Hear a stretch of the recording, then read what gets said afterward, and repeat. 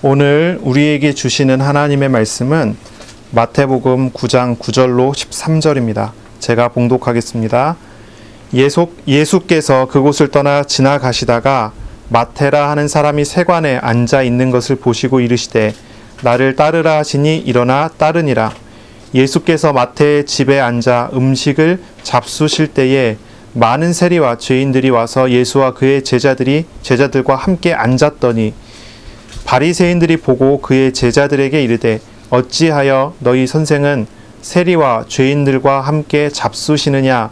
예수께서 들으시고 이르시되 건강한 자에게는 의사가 쓸데없고 병든 자에게라야 쓸데있느니라. 너희는 가서 내가 긍휼을 원하고 제사를 원하지 아니하노라 하신 뜻이 무엇인지 배우라. 나는 의인을 부르러 온 것이 아니요 죄인을 부르러 왔노라 하시니라. 아멘. 오늘 말씀은 마태복음 9장 9절부터 13절입니다. 죄인을 부르러 왔노라 라는 제목으로 우리가 함께 말씀을 나누겠습니다.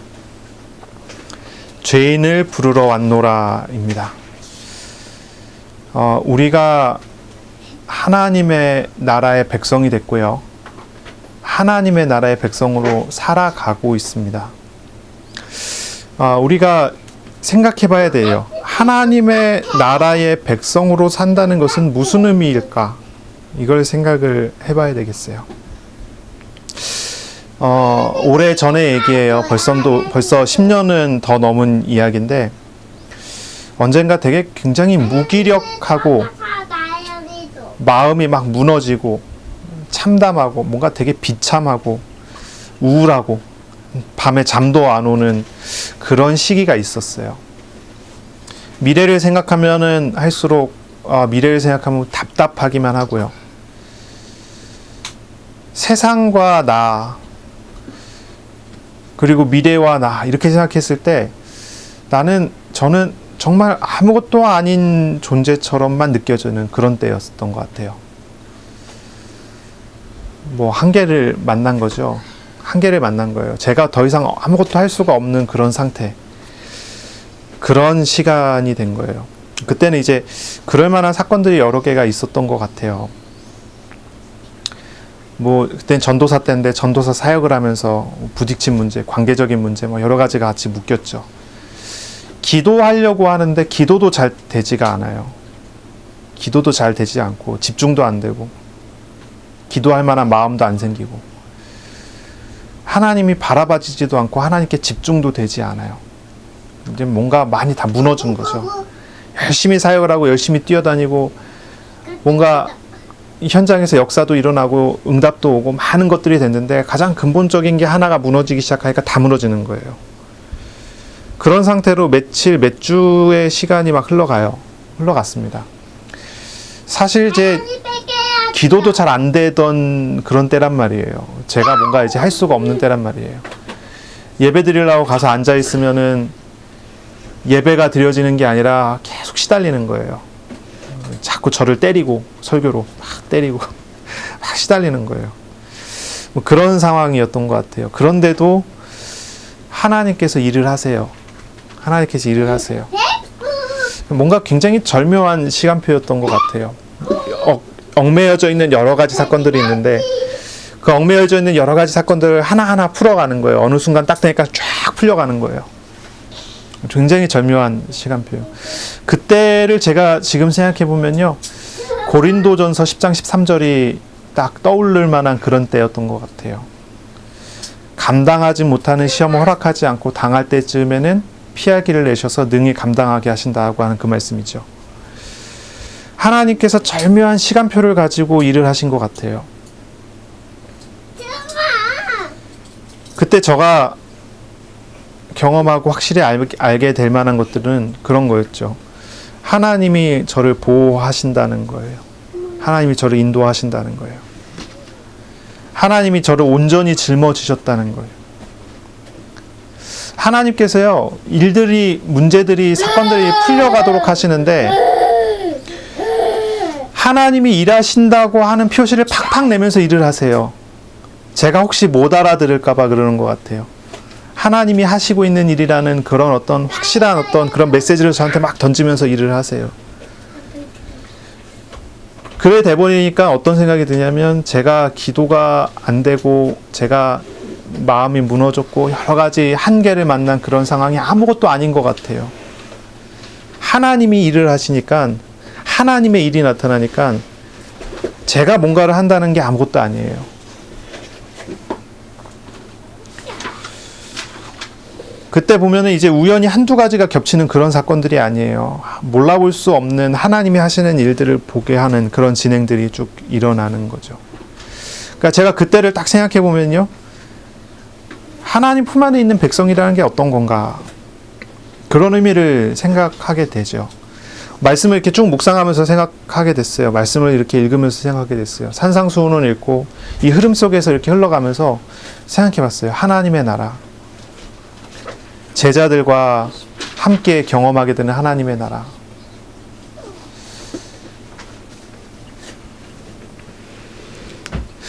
그때 제가 무너졌던 그때가 굉장히 중요한 그런 시점이었던 것 같아요. 제 사역이 확 확장이 되고 제 어떤 일들이 많이 바뀌어졌던 그런 시기죠. 그 몇 달 사이에 하나님께서 모든 많은 것들을 바꿔가시는데 제 또래의 사역자들이라면 상상할 수 없을 만한 어떤 그런 문들을 하나님 열어 가시더라고요. 그 시점에. 그래서 많은 응답들을 받았죠. 지금 제가 생각해 보면요.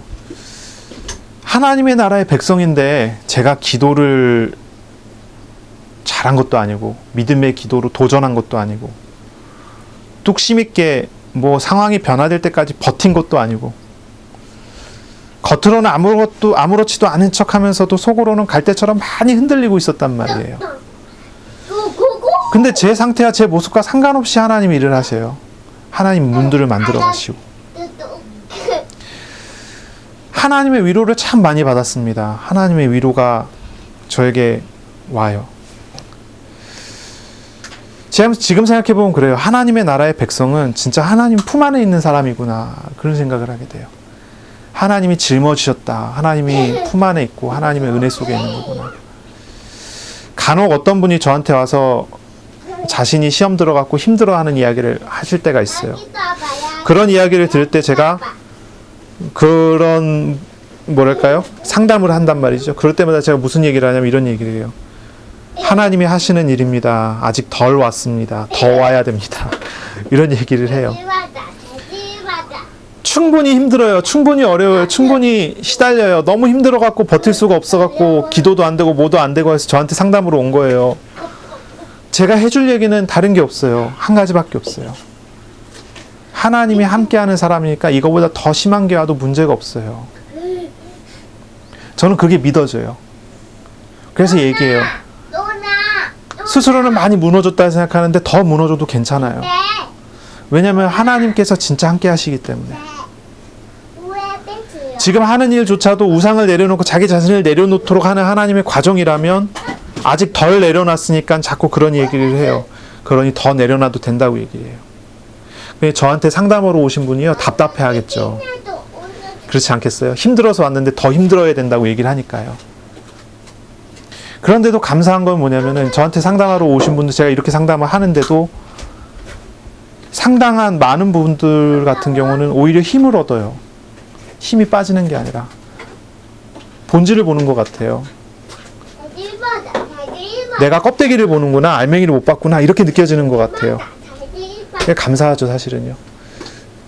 우리가 정말 질문해야 되고 알아야 되고 확인해야 되는 게 있어요. 그게 뭐겠어요? 내게 와 계신 하나님이 어떤 분인지, 주님이 다스린다는 하나님 나라가 어떤 것인지 그것을 실제로 알아야 돼요. 내 수준으로, 내 생각으로, 내 판단으로 그거를 자꾸 얽어맬 필요가 없어요. 그렇게 하면 안 돼요. 하나님이 일하시고 하나님이 역사하시는데요. 내가 자꾸 그걸 제안해요. 하나님 이렇게 하시면 안 돼요. 저렇게 하면 안 돼요. 라고 얘기를 해요. 하나님이 하시는 건 그거하고 분명히 달라야 되는데요. 우리가 알아야 돼요. 하나님이 정말로 어떤 분이신지. 하나님이 인격적이신 분이지요. 하나님은 사랑이신 분이죠. 그 하나님 우리에게 역사하시고 은혜 주시고 일하신다는 게 어떤 것인지 그걸 우리가 알아가야 되지 않겠어요?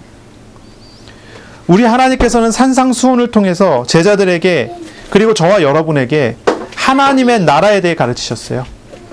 엄마. 하나님의 나라의 제자의 삶을 가르치셨어요. 우리가 그 말씀을 우리가 쭉 나눴죠.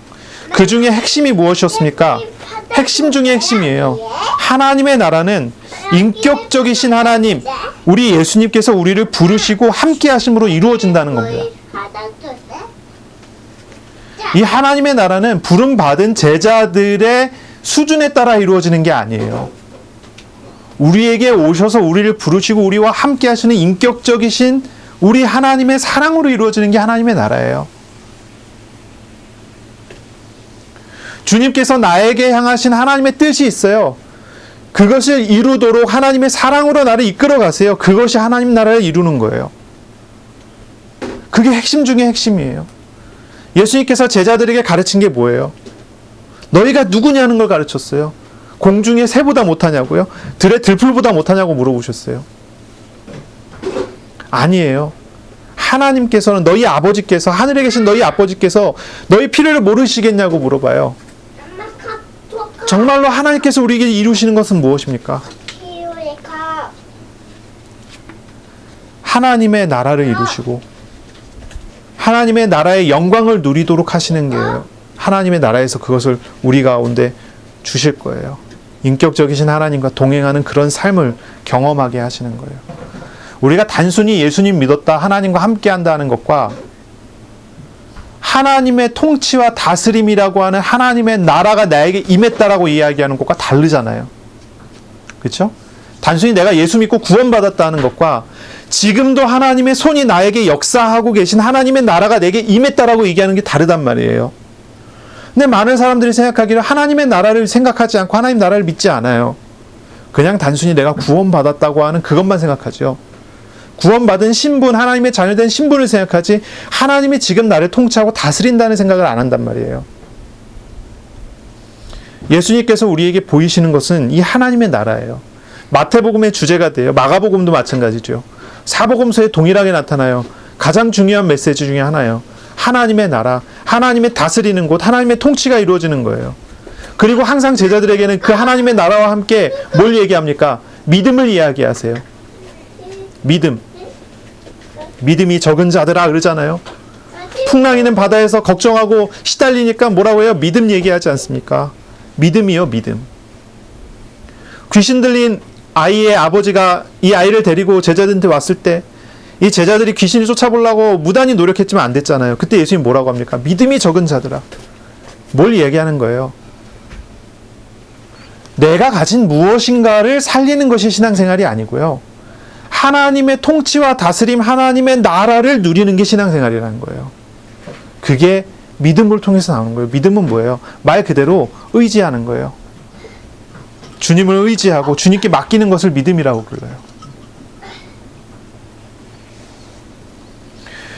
우리 예수님께서 가르치신 산상수훈을 통해서 가르치신 핵심이요. 하나님의 나라는 인격적이신 하나님, 그 하나님이 부르시고 함께 하심으로 이루어진다는 거예요. 하나님 나라의 백성은요, 윤리적으로 율법적으로 완전해야 돼요. 하지만 우리 주님께서는 우리의 연약함, 우리의 부족함, 우리 죄됨을 아세요. 그래서 인격적이신 우리 주님께서 우리의 죄와 연약함을 짊어지심으로 함께 하신다는 거예요. 그것을 이 산상수훈의 가르침 이후에 나타나는 사역을 통해서 보이셨어요. 산상수훈 이후에 예수님께서 보이셨던 첫 번째 기적의 묶음 있죠. 나병 환자를 부르시고 이방인의 하인을 고치시고 여자를 고치시고 귀신 들려 병든 자들을 고치세요. 이런 사람들은 율법적으로 윤리적으로 봤을 때는요, 부족하다 정도가 아니라요, 아예 상종도 못하는 사람들이에요. 같이 있으면 안 되는 사람들 아니겠어요? 그렇잖아요. 이방인인데요, 부정한 자잖아요. 나병 환자잖아요. 죄 때문에 부정해서 완전히 격리시켜야 되는 사람이요. 귀신 들려 병든 사람들, 그런 사람들 아닙니까? 그런데 주님께서는 가장 먼저 그 사람들에게 임하는 하나님의 나라를 보여주셨어요. 우리 인격적이신 하나님께서 그들의 죄와 질병과 고난, 연약함을 다 짊어지시는 실상을 통해서 이 하나님 나라가 어떻게 이루어지는지, 어떻게 성취되어지고 어떻게 나타나는지를 보이신 거예요. 그리고 주님의 권세를 두 번째 사역의 묶음으로 보이셨죠. 자연 만물 온 세계를 다스리는 권위를 보이시고 귀신들도 순종하는 권위, 죄사함의 권위를 보이셨지 않습니까? 이것을 통해서 뭡니까? 우리와 함께 하신 하나님, 우리의 모든 죄와 질병을 짊어지신 하나님의 통치가 어느 범위까지 되는지를 우리에게 나타내신 것 아니겠습니까? 연약함 때문에 나의 연약함, 나의 부족함, 나의 한계, 나의 절박한 어떤 실상, 나의 비참한 현실 가지고 고민하십니까? 정말로 나에게 임하는 하나님의 나라를 보세요. 주님께서 나를 어떻게 부르셨고 나를 어떻게 짊어지시고 그리고 그 주님의 통치의 다스림의 어떤 범위까지 이루어지는지를 보세요. 오늘의 본문은 이 두 번째 사역의 묶음 이후에 나타나는 일이에요. 바람도 바다도 다스리시고 귀신도 순종하시는 분, 죄를 사하는 권세를 가지신 우리 예수님께서 오늘 본문의 세리인 마태를 부르세요. 그리고 죄인들의 잔칫집에 앉으세요. 오늘 본문에 보면 마태를 부르신다고 하는 장면이 나와요. 9절에 보시면요.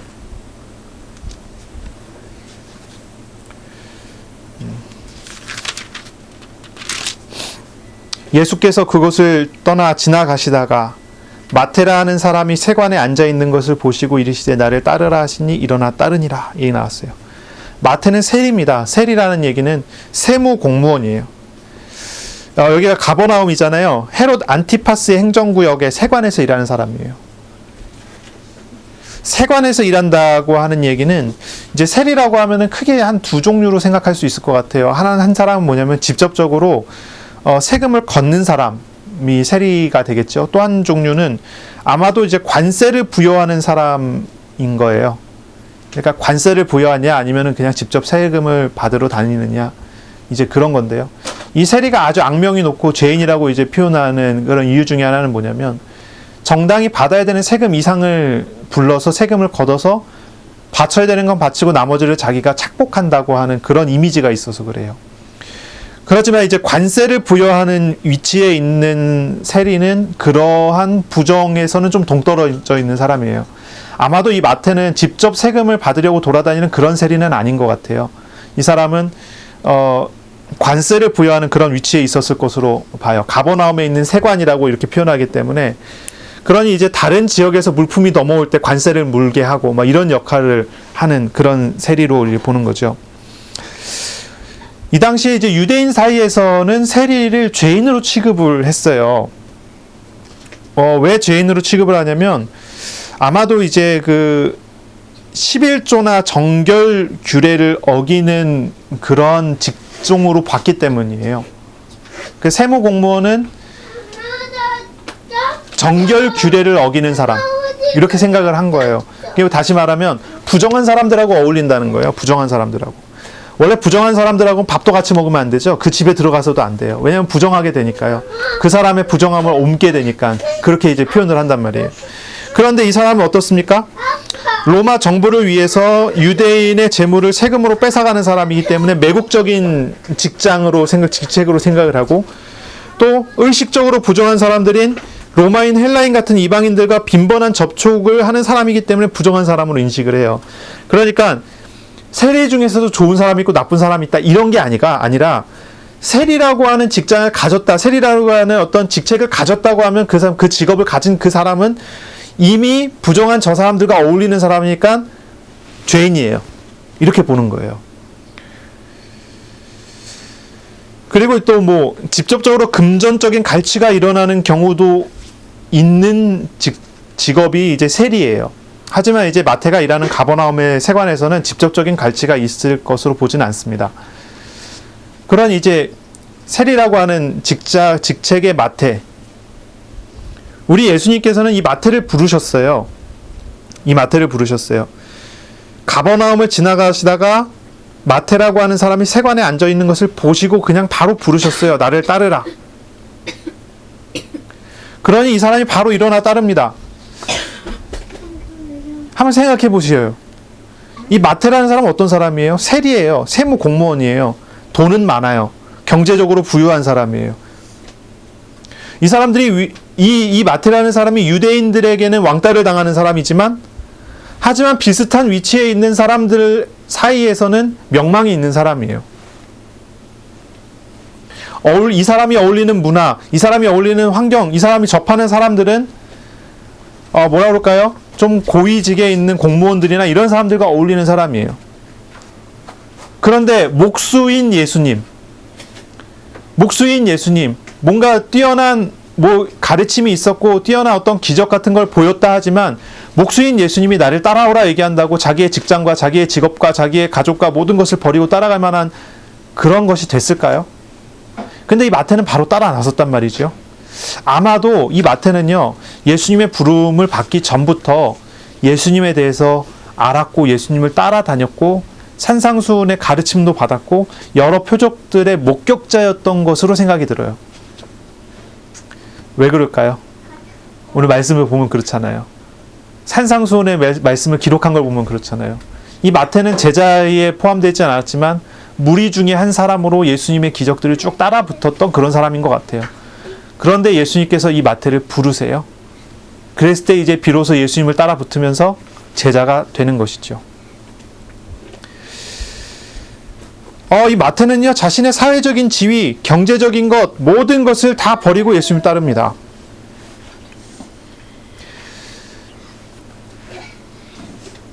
바로 이런 마태의 회심, 마태가 예수님의 부름 받아서 따라 나선 이것은요, 그 지역 사회에서는 굉장한 이슈가 됐던 것 같아요. 굉장히 이슈가 됐던 것 같아요.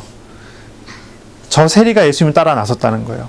그것도 모든 걸 다 버리고 따라 나섰다는 거죠. 이 마태는요, 자신이 예수님의 부름을 받았다는 것이 얼마나 기뻤는지, 자신이 예수님의 제자가 된다는 것이 얼마나 기뻤는지 잔치를 벌이기 시작합니다. 잔치를 벌여요. 이 마태는 자기 자신의 친구들이라고 할 수 있는 많은 세리들, 그리고 자신이 어울리는 사람들을 다 불러 모읍니다. 그리고 자신의 집에 예수님을 초청하고 예수님과 함께 식사를 나누는 것입니다.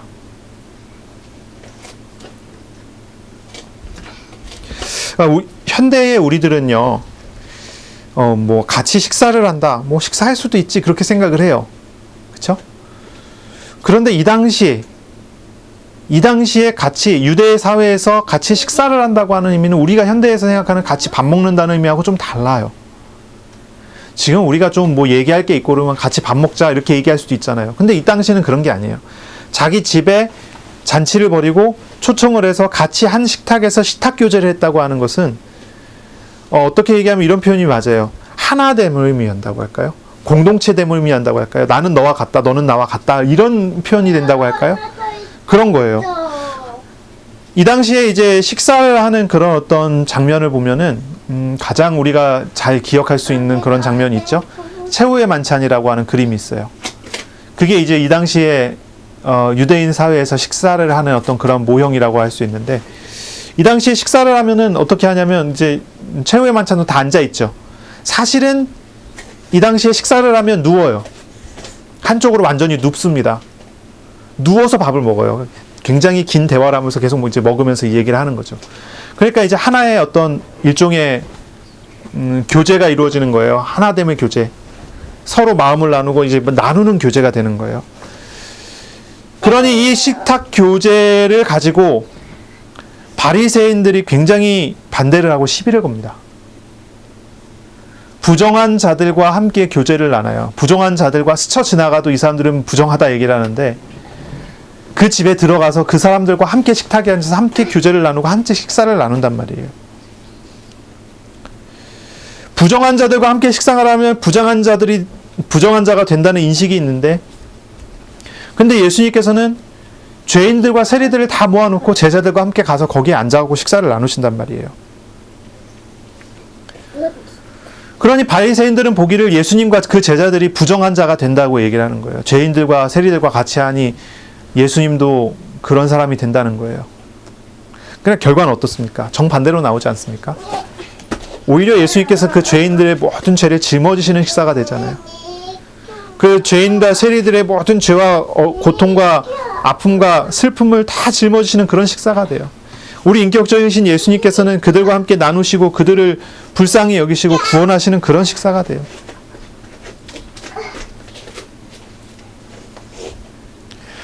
바로 이러한 것이 예수님께서 십자가의 죽음의 길로 나아가는 그런 과정이 되는 거예요. 마태는 주님의 부르심에 기뻐하고 주님의 제자됨에 대해 기뻐함으로 하나님의 나라의 제자가 되는 그러한 길로 나아가고, 마태의 친구들은 마태와 함께 하나님 나라에 참여되는 축복을 누리는 그런 식사가 되어버렸어요. 주님께서 구원하시는 부르심을 받고 하나님의 나라를 누리는 누림을 갖고 주님과 더불어 먹고 함께 사는 그런 실상이 여기에서 선물로 주어졌어요. 제가 이제 여러 가지 이제 주석을 찾아보니까 요게 이제 단순한 잔치로 보질 않고요. 종말론적인 식사로 봐요. 종말론적인 식사. 이런 식사가 여러 번 있었죠. 언제 있었습니까? 예수님께서 제자들과 함께 식사를 나누는 종말론적인 식사. 이게 각기 따로 나와 있지만 다 연결이 돼요. 오병이어의 식사가 있죠. 칠병이어의 식사가 있죠. 또 어떤 게 있습니까? 예수님의 머리에 향유 옥합을 깨트려 머리에 기름을 부었었던 마리아의 집에서 이루었던 식사라든지, 그리고 최후의 만찬 자리에서 행하신 식사, 그리고 부활하신 다음에 예수님께서 요한복음 21장에 고기 잡는 베드로에게 가셔서 거기서 잡아 올린 물고기를 구워서 같이 나누는 그러한 식사. 예수님께서 제자들과 함께 나누는 여러 식사들이 있어요. 근데 단 한 가지의 식사도요, 그냥 허투루 그냥 지나갈 만한 식사들이 아니에요. 이 식사들은 다 뭘 얘기합니까? 하나님 나라에 초대됐고 하나님 나라가 이루어지고 주님과 인격적인 교제가 되어지고 주님과 함께하는 놀라운 은혜가 이루어지는 구원의 자리예요. 하나님의 통치가 이루어지는 하나님의 통치의 자리예요. 종말론적인 식사가 이루어지는 거예요. 죄인과 세리 같은 사람들이 예수님과 함께 그러한 하나님 나라를 누리는 자리에 초청을 받아서 거기에서 하나님의 나라가 이루어지는 거예요. 그런데 그 하나님의 나라를 반대하는 사람들이 있어요. 그 하나님 나라를 반대하는 사람들, 바리새인이에요. 이 바리새인은요, 부정한 자를 멀리하라고 하면서요, 율법 준수를 하지 않았음에 대해서요 공격합니다. 아주 그런 공격을 해요. 이 바리새인은 하나님의 나라를요, 예수님께서 예수님을 통해서 이루어지는 하나님 나라를 보질 않아요. 다른 걸 봐요. 이 사람들은 우선순위가 달라요. 사실 율법을 이야기한다면 율법의 본질을 알아야 되잖아요. 율법을 이야기하면 율법의 본질을 알아야 돼요. 살인하지 말라 그랬으면 그 말의 본질을 알아야 돼요. 간음하지 말라 했으면 그 말의 본질을 알아야 돼요. 11조 해야 된다 그러면 그 말의 본질을 알아야 되죠. 안식일을 지켜야 된다면 그 말의 본질을 알아야 돼요. 그런데 이 사람들은 어떻습니까? 본질은 다 벗어버리고 외형만 딱 갖춰요. 질문을 해야 돼요. 본질을 위해서 율법을 따라야 되느냐? 이걸 해야 돼요. 아니면 율법을 위해서 다른 걸 버려야 되느냐? 본질까지도 버려야 되느냐? 바리새인들은 성경을 말하지만 성경의 외형만 이야기하지 내면적인 근본적인 메시지를 들으려고 하지 않는 사람들이에요. 이 바리새인들의 우선순위는요, 율법 준수에 있었어요. 율법을 지키는 것. 이 사람들은 바리새인 율법주의자들이라서 율법을 지킴으로써 거룩한 삶을 살려고 했어요. 바리새인이라는 말은 분리된 사람들이라는 말이거든요. 구별됐고 분리됐다 이런 얘기예요. 아, 이 사람 바리새인이야 이 얘기는요, 이 사람들은 다른 사람과 다르게 율법을 잘 지키면서 구별된 거룩한 사람들이야 뭐 이런 표현이에요. 이 사람들은요, 그런 구별됨, 분리됨을 지키기 위해서 율법을 아주 철저하게 지켜요. 예수님의 우선순위는 인격적인 만남에 있고 사랑에 있었어요. 바리새인은 사랑 없는 율법을 가졌지만 예수님은 사랑의 눈으로 사람을 대하셨죠.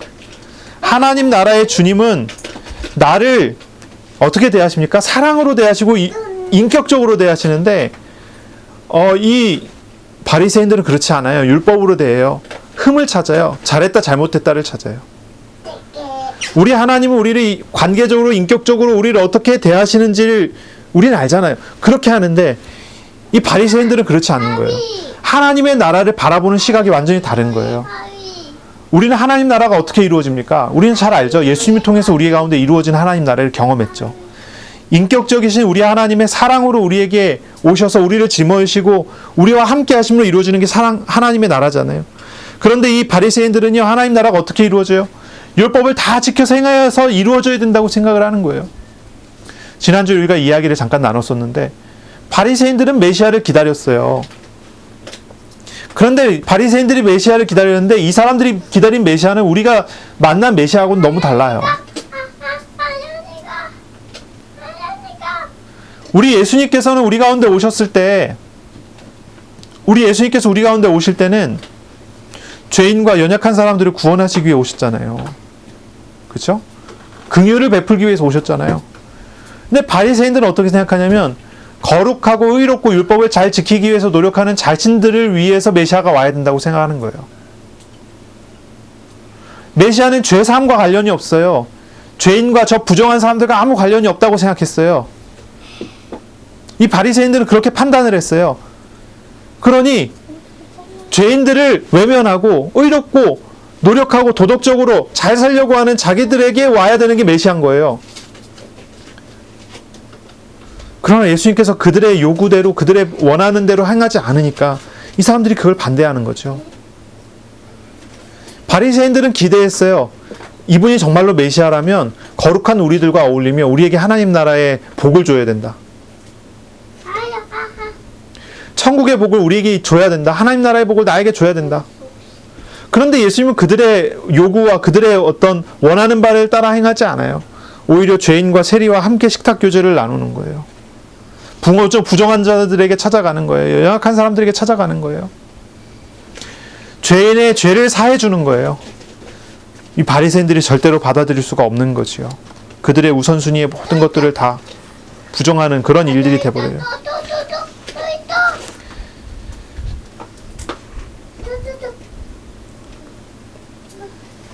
12절에 예수님께서 이 바리새인들에게 이렇게 말씀하십니다.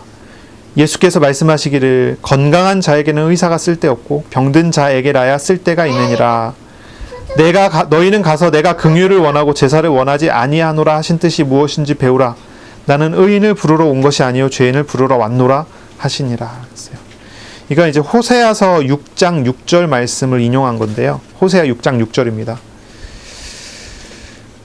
외형적인 종교의식이 중요한가 아니면 내면에 있는 인애가 중요한가 하는 그런 질문이에요. 번제라는 의식이 중요할까요? 하나님을 아는 게 중요할까요? 껍데기와 내면이 완전 달라요. 우리 하나님께서는 긍휼을 원하시지 제사를 원하시는 게 아니에요.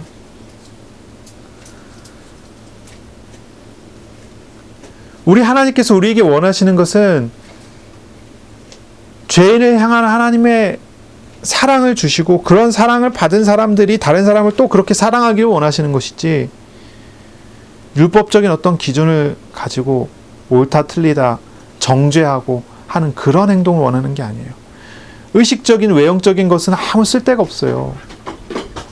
피로 제사를 지낸다. 이거 하나님이 정하신 규례죠. 하나님께서 정하신 법이죠. 그런데 피로 제사를 지내는 그런 행위를 하나님께서 원하시는 게 아니에요. 그 안에 담겨져 있는 내면을 원하시는 거예요. 회개하고 죄를 벗어버리고 주님께로 돌아오고 주님 앞에 서는 걸 원하시는 거죠.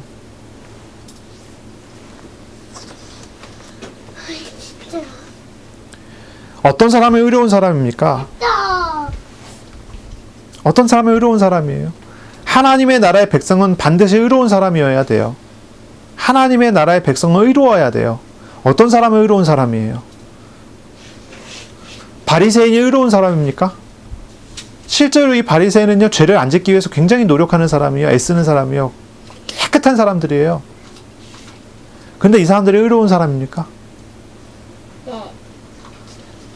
그렇지 않단 말이죠. 어떤 사람이 의로운 사람입니까? 주님의 섬김을 받은 죄인이 의로운 사람입니까? 그런 사람은 의로운 사람이에요. 거룩한 삶을 산다는 건 어떤 얘기입니까? 어떤 것이 거룩한 삶을 사는 겁니까? 의로움을 유지하기 위한 노력을 하는 삶을 사는 게 거룩한 삶입니까? 부정한 자를 배격하고 배척하고 자신의 거룩함을 유지하기 위해서 노력하는 사람이 거룩한 사람입니까? 거룩한 삶을 사는 사람입니까? 정말로 부정한 자에 대한 규례가, 부정한 자에 대한 법이 그런 의미로 하나님께서 주신 겁니까? 나병 환자를 쫓아내라고 하는 그런 말씀 안에 담겨져 있는 내용이 뭐겠냐고요. 내가 부정해지지 않으려면 그 사람들을 쫓아내야 되니까, 내가 거룩한 삶을 살아야 되니까 그런 사람들을 쫓아내라고 하는 그런 말씀일까요? 아니요. 우리 주님께서는 인애를 말씀하세요. 인애. 어때? 우리 주님께서는요, 사랑을 말씀하세요. 예수님의 본을 보세요. 본질을 보세요. 무엇이 본질입니까? 무엇이 거룩한 삶입니까? 잠깐만. 내가 거룩하지 않음을 알고, 주님을 믿는 것입니다. 주님께 나아가는 것입니다. 내가 거룩하지 않기 때문에 주님을 의지하는 것입니다. 그게 거룩한 삶이에요. 그게 거룩한 삶이에요. 욥이 굉장히 애쓰고 노력하면서 살았어요. 하루가 멀다 하고 제사를 지냈어요. 혹시라도 부지 중에 죄를 범하여 하나님 앞에서 벌을 받을까봐, 혹시 자기 자녀들이 부지 중에 죄를 질까봐 그게 두려워서 늘 제사를 지낼 준비를 하고 제사를 지냈어요. 욥이 그랬어요. 그게 거룩한 삶이었습니까? 그게 거룩한 삶일까요? 근데 그게요, 욥이 시험 당하기 전에 이제 그런 삶을 살았단 말이에요. 근데 그런 신앙생활 하는 사람이 참 많아요. 어떤 사람은 아주 당당히 얘기를 해요. 내가 새벽부터 기도하고, 내가 새벽부터 새벽 기도 나가고 기도하고 말씀 듣고 신앙생활의 이유가 뭔지 아느냐? 얘기를 해요. 그런 얘기를 한다니까요. 율법적인 표현을 쓴다니까요. 그렇게 하지 않으면 내가 무슨 일을 당할지 모른다는 거예요. 자기가 그렇게 애쓰고 하나님 앞에 있고 하나님 앞에 내가 기도하고 있는 만큼은 문제가 안 생기지 않을까요? 이렇게 얘기한다니까요. 그런 생각하면서 신앙생활 하는 사람이 얼마나 많은지 몰라요. 근데 그게 진짜 거룩한 삶이냐고요. 거룩한 삶은 어떤 삶을 거룩한 삶이라고 부르는 건가요? 어떤 삶이 거룩한 삶이죠?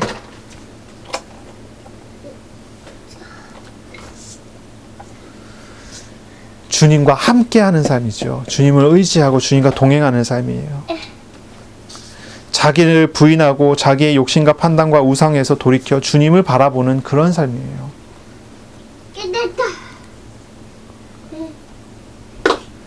두려움 때문에 하는 생활이 아니라요, 주님과 함께하는 기쁨으로 하는 신앙생활이 거룩한 삶이죠. 데살로니가 전서에 이런 말씀이 있습니다. 5장에 보면 13절부터 15절이죠. 항상 기뻐하라. 쉬지 말고 기도하라. 범사에 감사하라. 이것이 너희를 향하신 하나님의 뜻이니라 그랬습니다. 여러분, 기쁘십니까? 두려우십니까? 이게 바리새인의 신앙과 예수님께서 보이신 신앙의 차이예요. 두려움으로 인하여 신앙생활을 한단 말이에요. 죄를 짓지 않기 위해서 신앙생활을 하고, 부정한 자들과 어울리지 않는 신앙생활을 하고, 그래서 부정하고 잘못됐고 죄인들이라고 하면은 어울리지 않는 겁니다.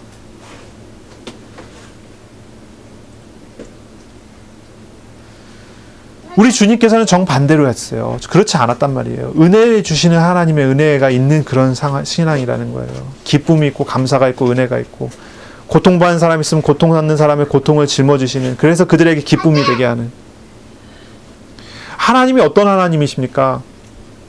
율법적이신 하나님이십니까? 사랑의 하나님이십니까? 어떤 하나님이세요?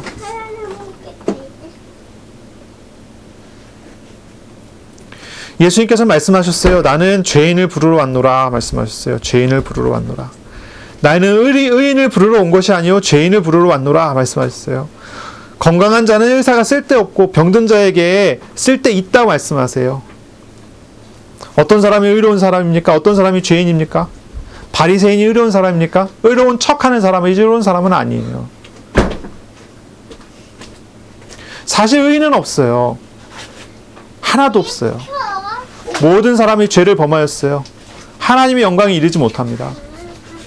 모두가 다 죄인이 됐고 죄에 얽매여서 사는 사람들이 돼버렸죠.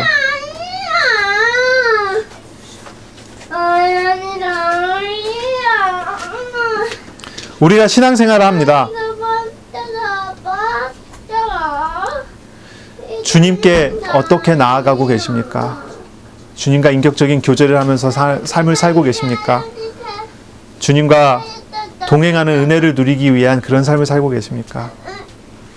아니면 자꾸 문제 일어나지 않기 위해서, 시험 들지 않기 위해서, 아니면 시험 들었으면 시험에서 빠져나오기 위해서 그런 신앙생활을 합니까? 시험에서 빠져나오기 위한 신앙생활입니까? 아니면 모든 걸 짊어지신 주님을 믿고 의지하는 삶을 사는 것입니까? 이게 많이 다르는 것이죠. 오늘 우리는 이 말씀을 통해서 우리 자신을 돌아보고요, 하나님의 나라를 봐야 합니다. 하나님의 나라, 하나님이 함께하는 놀라운 은혜를 봐야죠.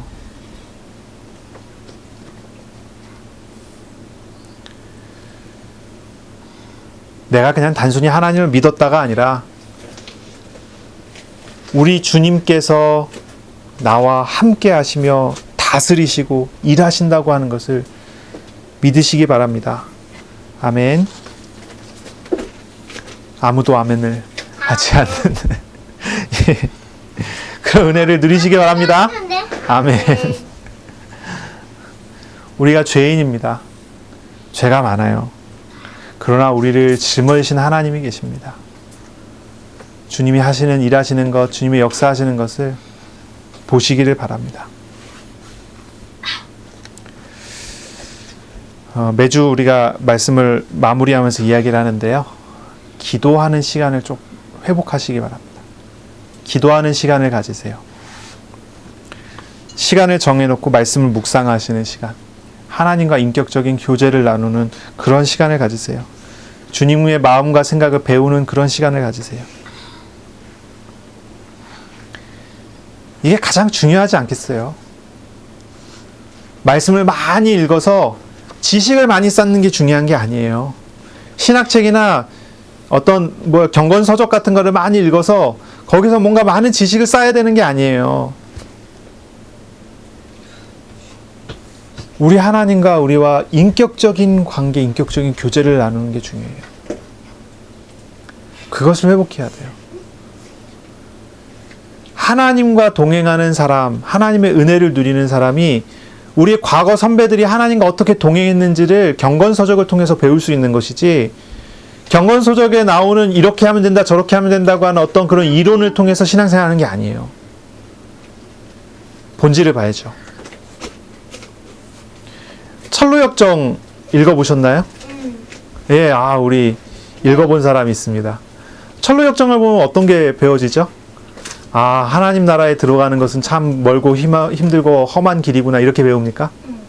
아니면은 멀고 험해 보이고 힘들고 되게 어려워 보이는 길인데 하나도 힘들지 않고 하나도 어렵지 않게 하나님과 동행하셨구나, 이렇게 보십니까? 네. 철로역정이라는 책은요, 존 버년이라고 하는 분이 썼어요. 청교도였어요. 이분이 감옥에 갇혔을 때 썼어요. 네, 맨날 읽어요? 그래요. 근데 이분이 철로역정을 썼어요. 하늘로 가는 길이에요. 이 순례자가 나와요. 순례자. 이 순례자가 주인공이죠. 크리스찬 순례자가 나오는데, 이 사람이 이제 하늘나라까지 가는 거예요. 하나님께 가는 거예요. 혼자서 되게 많은 짐을 짊어지고 힘들게 무겁게 간다고 생각하고 혼자서 굉장히 괴로워하면서 가요. 계속 가요. 근데 어느 날 알죠. 주님께서 내 짐을 지셨다는 것을. 쉽고 가벼워지죠. 가는 길에 많은 유혹이 있어요. 이런 유혹도 있고 저런 유혹도 있고 그런 유혹이 있어요. 그런데 이 순례자의 판단에 따라서 그런 유혹을 벗어날 수 있는 게 되는 건가요? 자세히 읽어보세요. 하나님의 은혜를 따라가지 않아요? 경건서적을 읽을 때 어떤 게 보이냐고요. 철로역정을 읽으면서 그거를 분석해갖고 이렇게 신앙생활 해야 돼, 저렇게 신앙생활 해야 돼, 그렇게 읽는다면 조금 잘못 읽은 거예요. 경건서적 같은 경우도 읽을 때 바로 읽어야죠. 하나님과 함께 한 사람, 이 존 버년이라는 분은 하나님 나라의 길을 이렇게 걸어갔구나, 그것이 이렇게 소설로 나왔구나, 읽으면 돼요. 나와 함께 하시는 하나님이 나와 어떻게 동행하시는지가 여러 가지 것들을 통해서 배울 수 있는 거죠. 근데 그거보다 가장 근본적으로 성경 읽을 때, 말씀 안에서 시간을 정해놓고 말씀을 읽으세요. 그리고 도움이 된다면 경건서적 같은 것도 읽으시고요. 그런데 함정에 빠지면 안 돼요. 이론과 다른 데 빠지면 안 돼요. 인격적이신 하나님을 알아가는 그런 시간이 돼야 되고 알아가는 그런 기회가 돼야 돼요. 기도하는 그런 은혜를 누리시기 바랍니다. 기도가 되어지는 축복을 누리시기 바랍니다. 현장에서 정말로 기도하세요. 사람을 만날 때, 때를 만날 때, 장소가 바뀔 때, 여러 때마다, 순간마다 말씀하신 하나님께서 말씀하신 대로 어떻게 동행하시는지를 경험하는 그런 시간을 가지세요. 저는 이렇게 기도합니다. 주일날 선포된 말씀을 가지고 주일날 선포된 말씀을 기억하고 기도합니다. 묵상합니다. 말씀하신 하나님을 찾습니다. 구합니다. 이렇게 말씀하신 하나님이 나랑 어떻게 동행하실지를 기대합니다. 소원합니다. 그리고 어디에 가서 아이들을 만날 때 아침에 기도할 때 때마다 순간마다 기도할 때마다 말씀하신 하나님 말씀하신 대로 은혜 주시고 응답하시기를 기도합니다. 지난주에 권위에 대한 말씀을 나눴잖아요. 하나님의 권위에 대해서, 그리스도의 권위에 대해서 얘기했잖아요. 그러니 저는 기도할 때 이렇게 기도합니다. 지난 주간 아이들을 위해서 기도할 때도 이렇게 기도했습니다. 하나님께서 다스려 달라. 일하시는 것을 알게 해달라. 하나님이 나랑 어떻게 동행하시고 어떻게 다스리시는지 경험하게 해달라. 그렇게 기도합니다. 저번에 그렇게 기도했잖아. 네. 기도하세요. 말씀 가지고 기도하세요. 선포된 말씀을 가지고 기도하세요. 그리고 말씀을 묵상하며 기도하세요. 그리고 성경을 읽으면서 기도하세요. 그리고 경건서적 같은 것도 읽으면서 기도하세요. 그런 기도를 통해서 말씀하시는 하나님이 우리가 어떻게 동행하시고 어떻게 일하시는지를 누리시는 그런 시간을 가지세요. 간증거리가 많아질 거예요. 하나님이 나에게 일주일 동안 말씀하신 대로 나에게 이렇게 일을 하셨다 하는 그런 고백을 하시게 될 거예요. 근데 그런 고백보다도 더 중요한 거는요. 그렇게 일을 하시는 하나님의 마음을 내가 이렇게 배우고 이렇게 일을 하시는 하나님의 생각을 내가 이렇게 배워간다는 그런 은혜들이 있어야 됩니다.